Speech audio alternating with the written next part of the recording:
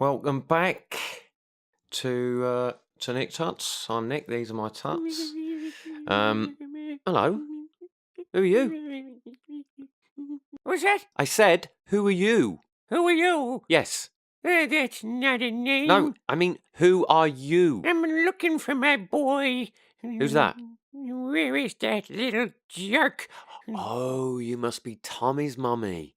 What's that? Did he ask you to fill in for him today? Who? Tommy. Where? Oh, God, this is going to be long. Yes. He's not here, my love. Did he ask you to come here today? Yes. Okay, well, if you go wait over there until you're needed, yeah, that would be great. Wait.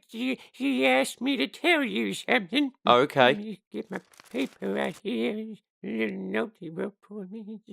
I don't have my glasses. But just show it to me. Okay, yep, great. Thanks for that. You just go and make yourself comfortable, okay? Where's my apartment gone? It's over that way. Yeah, that's it, yeah, that way. Yeah, keep going. Go on. All right, thanks. Bye. I'm still there like that. I thought I'd leave it.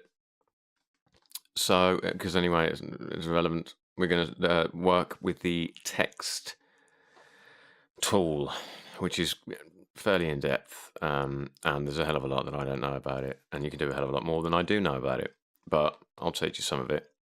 So new 2000 by 2000, 300, thank you, create.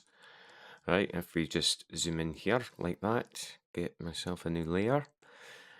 Brush tool, B, no, T, I want T for the text tool, don't I? Right, so if you click, and then you write, of course you would write Nick. Let me just move that with a move tool. But I don't like that font. The font that I seem to use all the time, it's had quite an impact on me. It's called Impact. It's just nice. It's that big and blocky. And this is in the layer properties. So the text tool here has these properties. So I've changed to Impact. This is the font size. Let's go to 150, make it bad boy big. V, move it over. All right. Okay. So one thing you can do with text, with the text tool selected, you have similar options up here.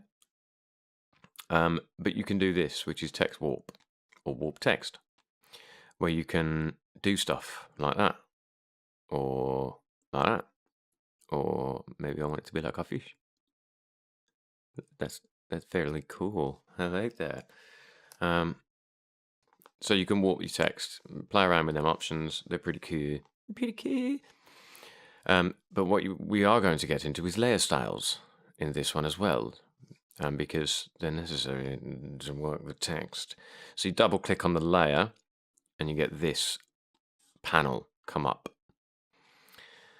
And now this is where you can start mucking about. So I'm actually going to, hang on, let me just change the color. The text color on the text layer is here. And I actually saved a color number, which was 24325A. Like that. So double click on there, layer styles come up. So Bevel and Emboss. Bevel and Emboss. You didn't see much happen, so I'm going to zoom in. When you can't press Z, like a shortcut, you can just press Control plus or Command plus. My apologies. Command plus and Command minus will zoom you in and out. So in order for us to see, hang on, let me back up. Back up, bruv. Back up. Back up my face. So with Bevel and Emboss, we get these options. So inner bevel, we've got outer bevel, and I'm going to make it more obvious. So inner bevel. So the depth, if we up the depth, you can see over here it's starting to change. So it's getting deeper. If I edit the size, that's my phone. The size, sorry.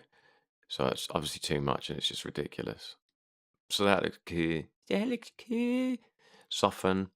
Yeah, I don't like it soft. It just looks like bubble wrap. So I like it kind of chiselly.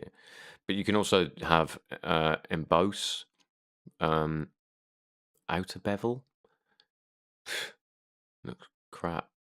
Pillow emboss. I use this sometimes. It just like sucks it into the background like it's sitting on a nice white pillow. Um, Stroke emboss. What's that one? Not a clue. It's done nothing at all. But we're just going to stick within a bevel, I think.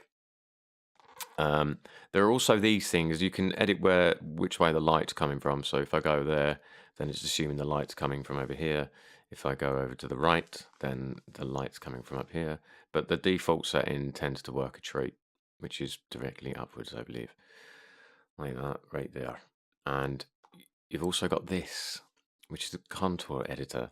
I don't really know, but what you can do is you can muck about with the line a bit. You can add points. Maybe I know, but up here is normally highlights. The right is normally highlights. The left is normally darks. So if you bring this one up, it should get lighter. You see, if you take it down, it gets darker. Up, lighter, down, darker. Up, later, down, darker. And then all that kind of stuff. So that's, I mean, whatever. It's looking better, isn't it? Contour. I mean, I think you can make it look a bit more chiseled. Yeah.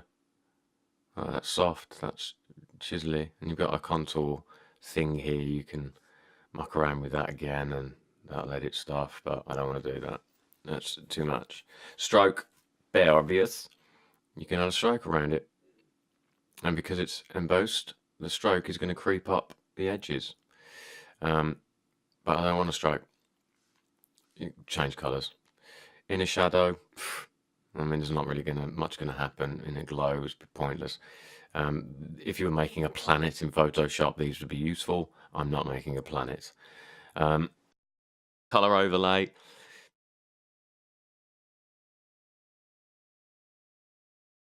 I don't do that.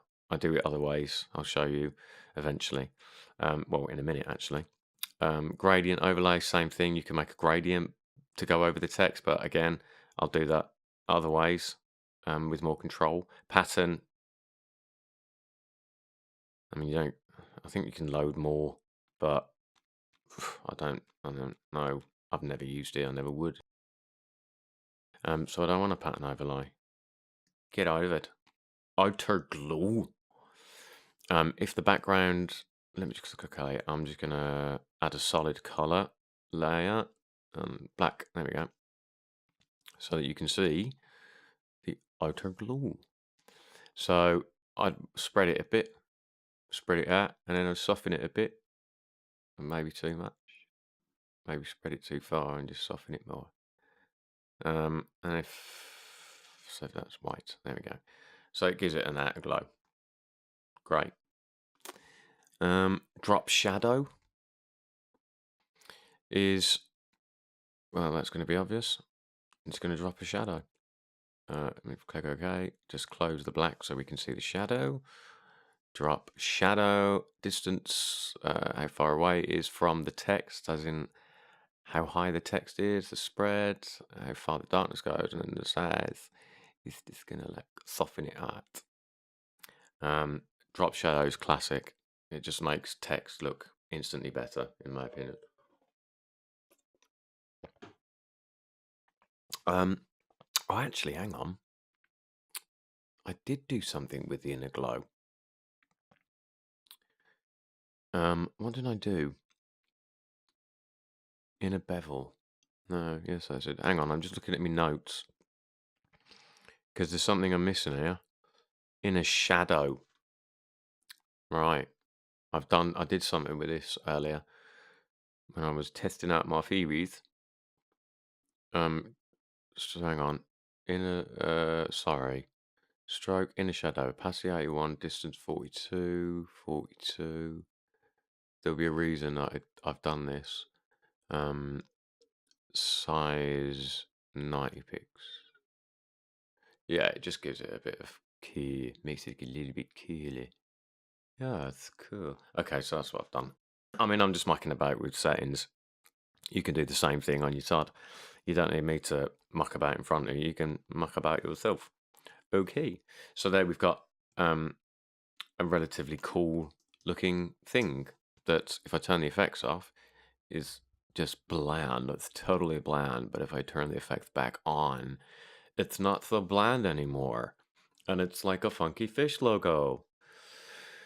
Now, the next thing I do, I know I try and keep these to 10 minutes. I'm at 9:42, but whatevs. Like, I need to finish this. I also like to add textures. Let me just see. I can't remember now if I've actually put the texture I wanted. So here he is wasting your time, The simplest task of finding and adding a texture is not something this guy had already prepared. So rather than watch him search for it, I'll tell you a joke instead. Knock, knock. Oh, wait. So this is a texture that I like, and I've brought it in, and this is how it comes in. So if I go to File, Place, Embedded, and then I would locate this texture. But obviously, it covers the text. There's two ways to fix that. One of them is to Command or Control click on a PC, Command click the text layer, and you will see the marching ants turn up. And what I want to do with it is I want to make the mask. So if I just then go to the scratch texture and then I click on a mask, boom. So it's cut it to what I need. That's one way of doing it. It's pretty useful, pretty quick. Command Z. Another way of doing it, Command D to get rid of the ants, is to create a clipping mask. So if I right click the layer, create clipping mask, it cuts it as well, because it's basically looking at this layer directly underneath it and what pixels this layer is taking up, and then this will it will paint over basically where the pixels are underneath it, so it's masked itself. The picture's still there. If I release it, it's still there. But so this is the texture. I've put that on. Now in here are your blend modes. And this is for every layer. You can have different blend modes. These are brutally useful. I use them in every image I make. And what they do is they change the way this layer affects this layer. So if I go to multiply, it's basically, you can see if I zoom in a bit, there's a texture arriving and it looks natural, a bit dark. But so multiply, I think, is taking the pixels underneath and then darkening each of them in the areas that the scratchy texture is. Something like screen will brighten everything. So it's, yeah. Overlay is the one I use a lot. Most people do, just because it's cool. It's super cool. Or soft light is another one I use. But it just gives it a bit of a texture. But if you select one and then you press, well, no, on a PC, you can press down, not on a Mac. Brilliant. It's so much easier to switch between these and a PC. But there's all these options. Pick them, mess around with them, and eventually you'll stumble upon like that. They're super cute. So tune in to the next one, because we're going to finish off the last tools and then we'll move on to the good stuff. Because all of it has been so good so far. Yeah, great. Thanks for that, Tommy's mummy. Yeah, guess what I've learned in the last few minutes? What's that? That I think you're really good Cheers. at being a jerk. So long.